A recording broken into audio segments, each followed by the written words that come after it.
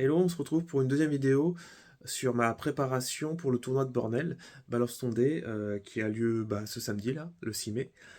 Donc aujourd'hui on est le 3 mai, comme je disais en fait j'ai cet après-midi j'ai une partie que je vais faire chez Drakane.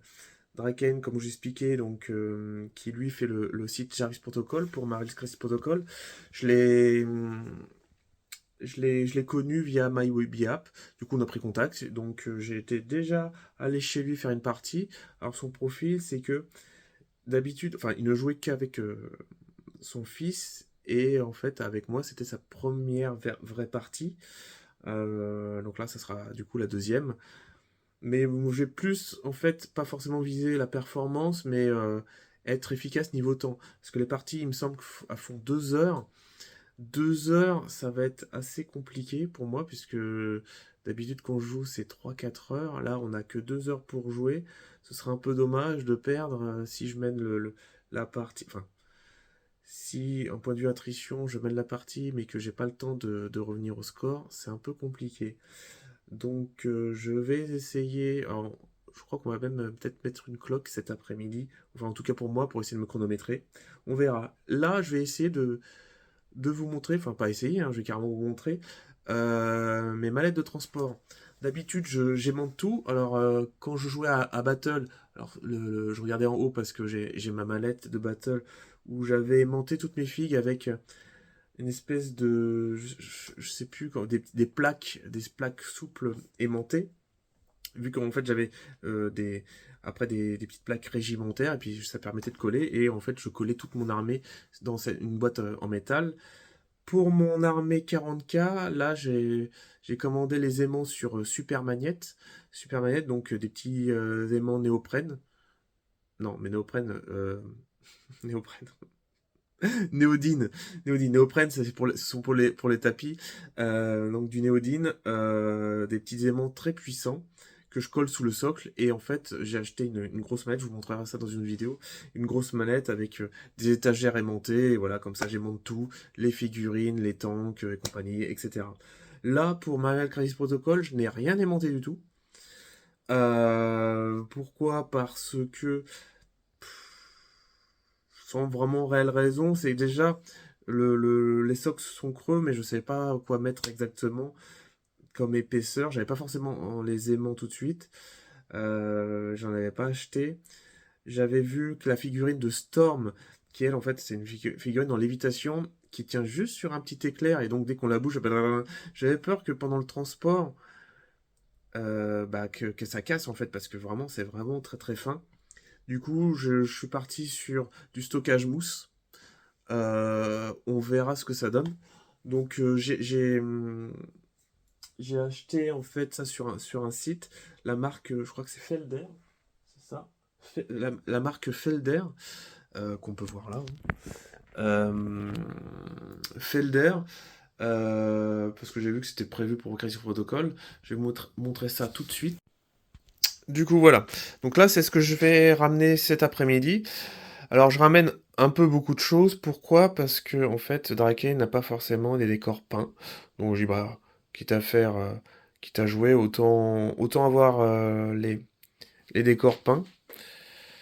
Et en fait, en gros, vu que, comme je disais dans la première vidéo, le but c'était d'initier en fait un maximum de personnes pour pouvoir jouer, même si en fait c'est difficile. Le jeu est en anglais, donc on attend vraiment une VF pour que le nombre de joueurs augmente en France. Mais là, en fait, pour initier les joueurs de mon club et faciliter le transport des décors, en fait, voilà, j'ai tout mis dedans. Donc on va ouvrir d'abord cette mallette. Alors là, on va dire c'est la mallette principale. Donc j'ai une petite pochette où j'ai en fait imprimé les règles en français et en anglais.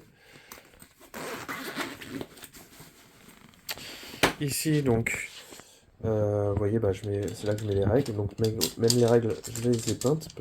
C'est un petit peu classouille. Mes fiches de perso. Alors, je sais pas si on le voit, mais je les ai mis aussi sous sleeve. Voilà. Et voilà.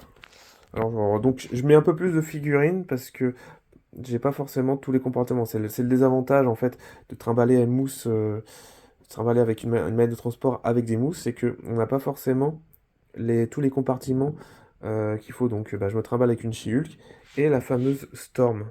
Alors je vais vous la montrer derrière en vidéo. Voilà. En fait, elle ne tient que sur ce petit truc en plastique. Je sais pas si... Enfin, je pense qu'il y en a qui ont déjà eu de la casse. Donc voilà, j'étais pas forcément rassuré. Donc voilà, donc ici j'ai mes cartes. Donc comme je vous expliquais, donc on a normalement dans un roster on a les cartes d'équipe. Ça c'est pour construire les missions. Donc on a l'emplacement des tokens. Alors c'est imprimé parce qu'en fait il y a eu des mises à jour par l'éditeur, par ceux qui ont fait le jeu. Et donc du coup j'ai les cartes originales dedans et les cartes originales et j'ai imprimé les mises à jour. Et voici pas idem pour les cartes de crise. Alors, les cartes de crise, ce sont les cartes de mission. C'est ce qui nous dit comment on va gagner des points durant la partie. Et c'est ce qui permet aussi d'avoir des parties vraiment, enfin, variées en fait, vraiment différentes. Donc en fait, c'est une mallette qui comprend 2 étages. Et voilà, alors donc j'ai beaucoup de compartiments vides aussi. Alors j'essaye justement de trimballer uniquement les films dont j'ai besoin. Sauf bah, si j'ai pas le choix pour par exemple She-Hulk et Storm. J'ai pu. Donc du coup, cette mallette est sympa parce que je peux me caser en fait des décors, des voitures. Donc après, j'ai le reste de ma team.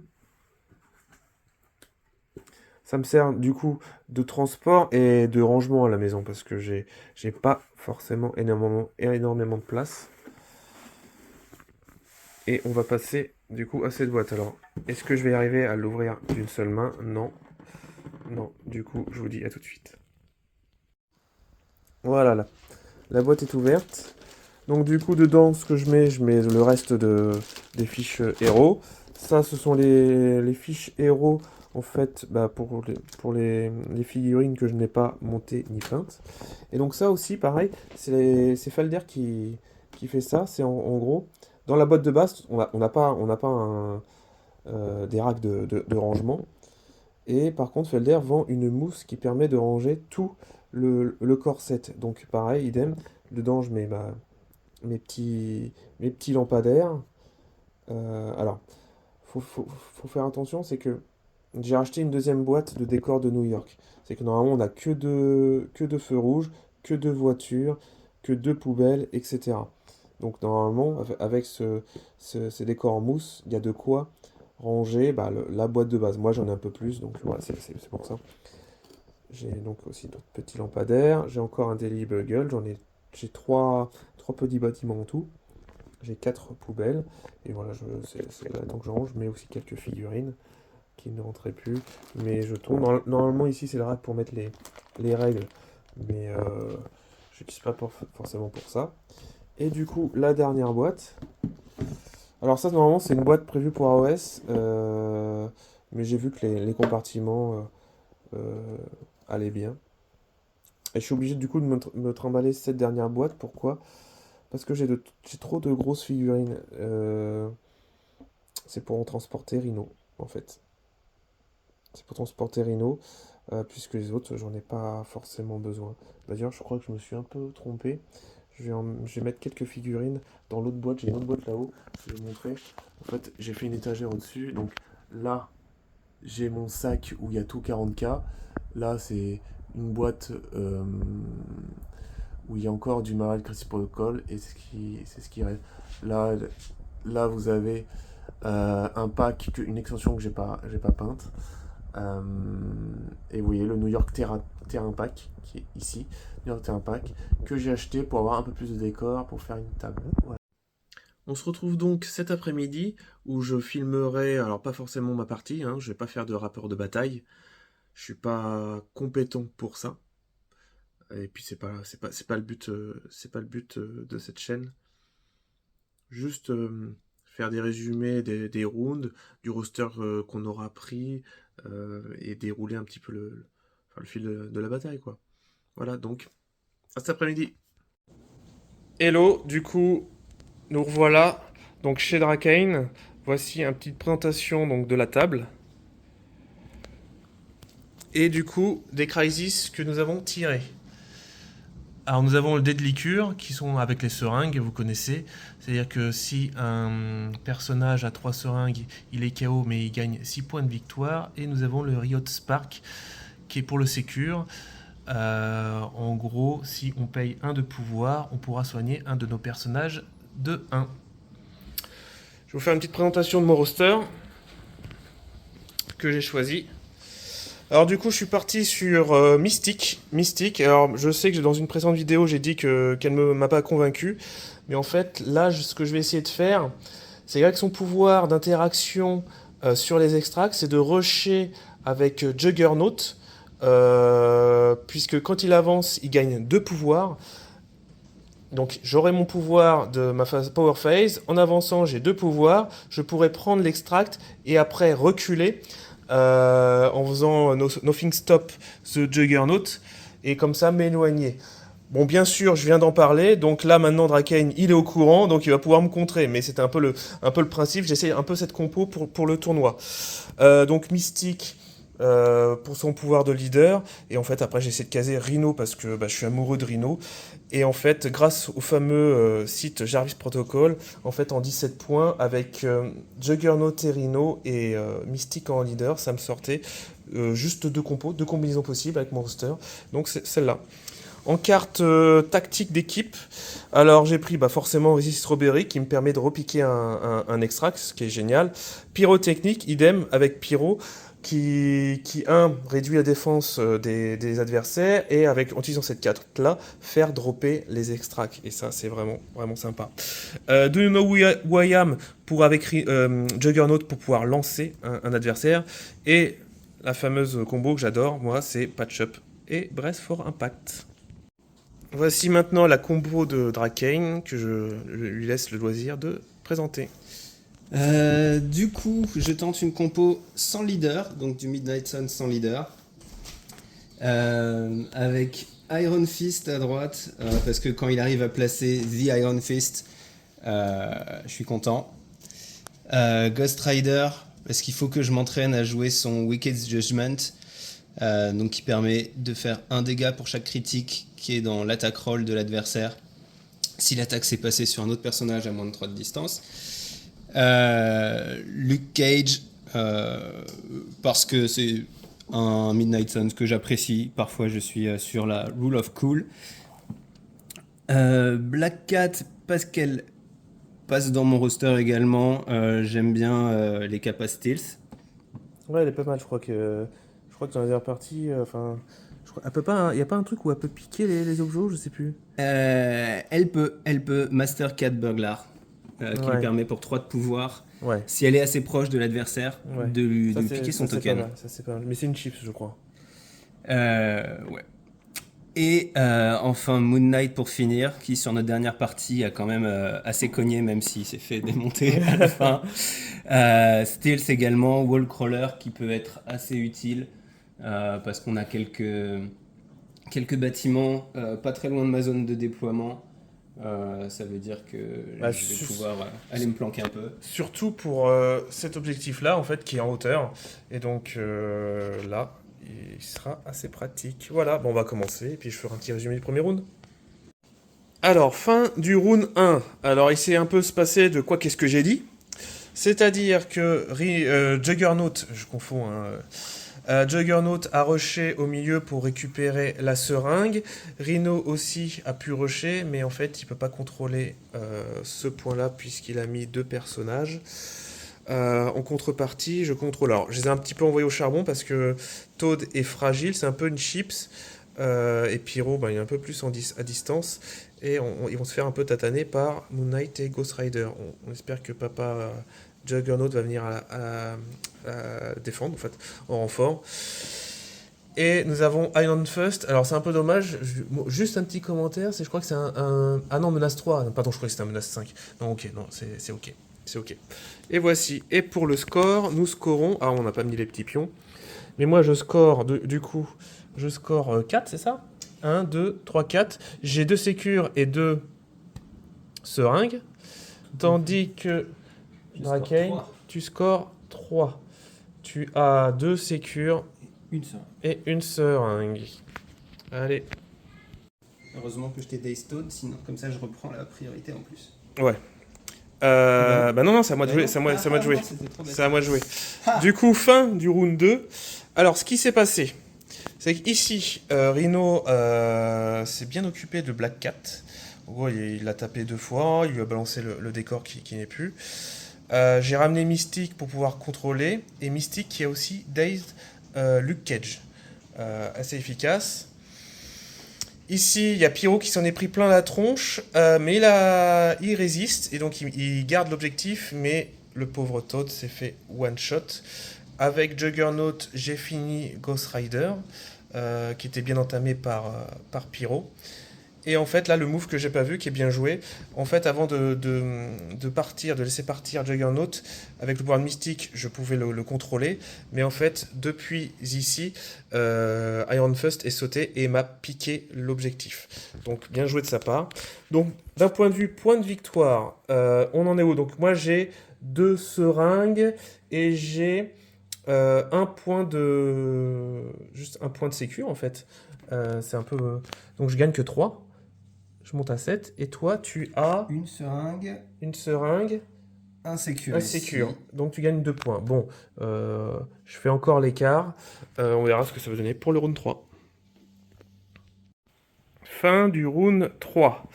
Alors du coup, le début du round s'est très bien passé pour moi puisque j'ai sorti Black Cat. J'ai mis KO Black Cat grâce à Rhino.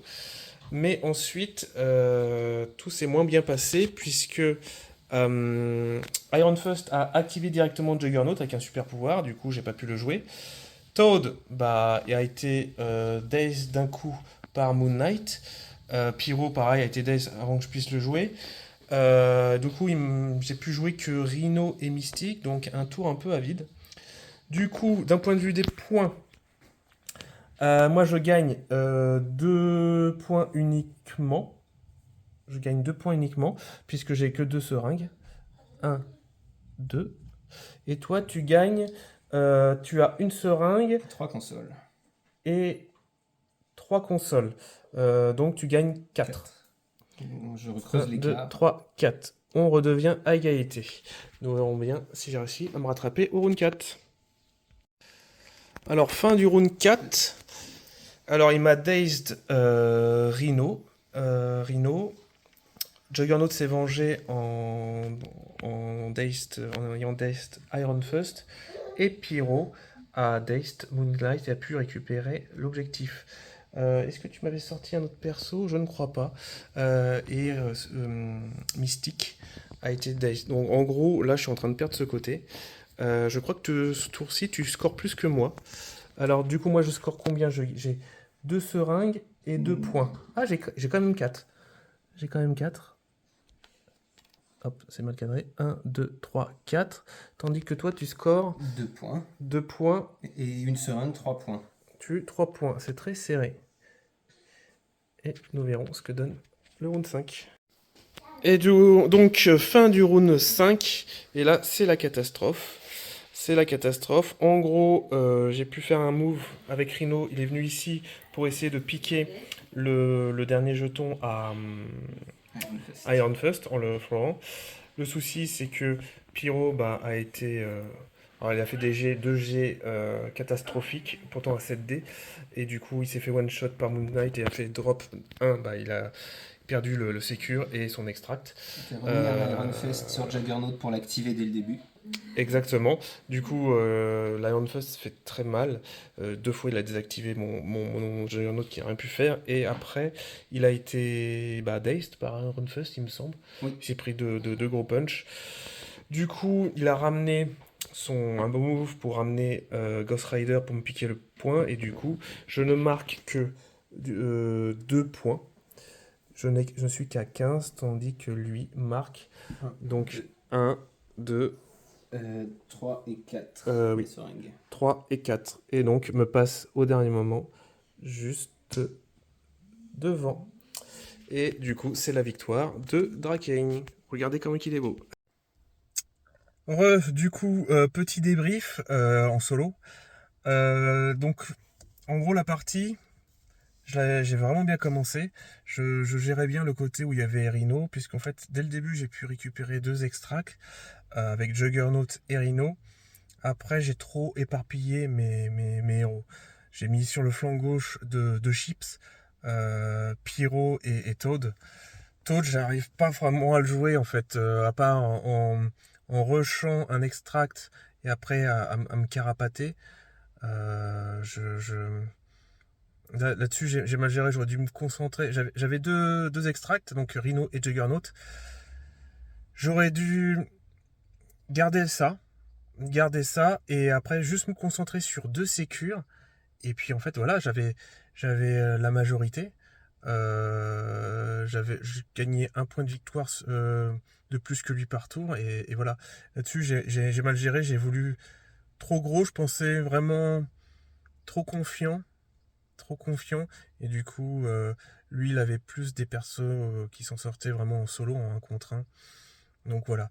Et le Iron Fist, il a.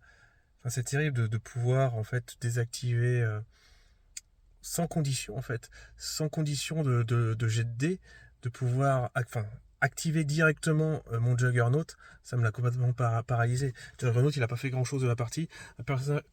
Dès qu'il y a un personnage de 5, euh, un personnage de 5 ne fait rien de la partie, il a juste pris une extract, il a dazed Ghost Rider, mais c'est tout en fait. Il a pas fait grand chose, donc j'ai pas pu vraiment le rentabiliser. Mais c'est une bonne leçon pour justement le tournoi là, donc on est mercredi, qui est dans 3 jours. Euh, voilà, c'est cool. Mais en tout cas, on finit 16-15. Enfin, il gagne 16-15. C'était ouais, une bonne partie. Ça m'a permis aussi d'apprendre un peu ces personnages. Faut savoir que Ghost Rider, bah, c'est fort quand même. C'est fort. Même s'il n'avait pas mis la carte qui permet de résurrecter, de faire revenir Ghost Rider, ça reste quand même fort. Enfin bref. Donc, du coup, là, je rentre. Et puis voilà. La suite, bah, samedi, où je ferai un petit tour de l'événement, en fait, puisqu'il n'y a pas que du MCP, il y a aussi d'autres jeux. Je ferai un petit tour pour présenter avant. J'essaierai de me pointer un peu plus avant 10h. Les premiers matchs sont à 10h pour MCP. J'essaierai d'arriver vers 9h, histoire de faire le tour pendant 1 heure. Voilà, bah allez, à plus. J'oubliais par rapport à la cloque, du coup, ça s'est bien passé. Ça s'est bien passé. Modulo 2-3 minutes, j'ai consommé mes 45 minutes pour faire les 5 rounds, pour perdre mes 5 rounds en 5 rounds. C'était serré, c'était quand même serré. Euh, Ça c'est, enfin, bien. Alors pour le tournoi, je sais pas, enfin les parties sont en 2 heures, donc là on a mis moins de 2 heures pour jouer, mais sans la pause, sans le déploiement, on commence le rôle 1, on a mis moins de 2 heures. Voilà. Donc à voir comment, pour le tournoi, comment ça va se passer, mais je pense que ça va le faire. Du coup, la suite dans 3 jours.